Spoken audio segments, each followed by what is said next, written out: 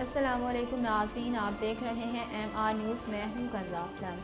آٹے کی قیمت کو پھر پر لگ گئے۔ حیدرآباد میں ایک ہفتے کے دوران 20 کلو آٹے کا تھیلا 120 روپے مہنگا ہو کر 1600 روپے تک پہنچ گیا۔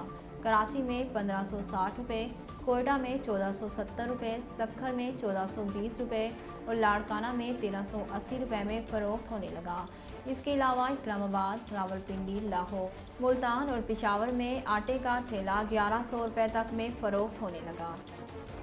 پاکستان میں عالمی وبا کرونا کے باعث گزشتہ 24 گھنٹوں کے دوران مزید 27 افراد انتقال کر گئے اور 7963 نئے مریض بھی سامنے آئے۔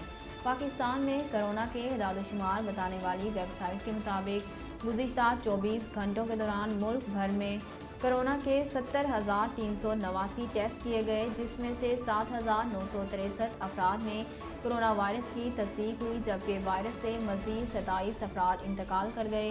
سرکاری پورٹل کے مطابق گزشتہ 24 گھنٹوں کے دوران ملک میں کرونا کے مثبت کیسز کی شرح 11.31% رہی۔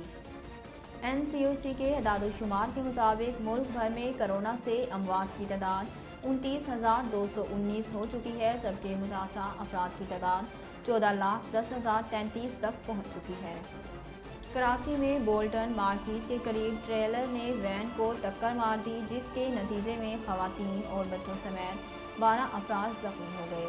متاثرہ افراد کا کہنا ہے کہ لیاری سے شادی کی تقریب میں شرکت کے بعد واپس ابراہیم حیدری جا رہے تھے کہ نیو چارلی سگنل کے قریب پیچھے سے ٹرالر نے ٹکر مار دی۔ پولیس کے مطابق حادثے میں خواتین اور بچوں سمیت 12 افراد زخمی ہوئے، جنہیں طبی امداد کے لیے سول ہسپتال منتقل کر دیا۔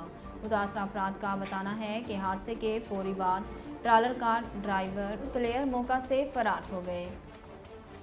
پاکستان کرکٹ بورڈ نے HBL پاکستان سپر لیگ 7 کے لیے خریدے گئے 12 سال سے کم عمر بچوں کے ٹکٹوں کو ری فنڈ کرنے کا اعلان کر دیا۔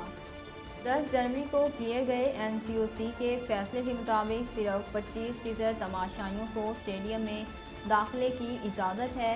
اس فیصلے کی روشنی میں 12 سال سے کم عمر بچوں کو HBL PSL 7 کے کراچی میں کھیلے جانے والے پہلے مرحلے کے لیے اسٹیڈیم میں داخلے کی اجازت نہیں ہے۔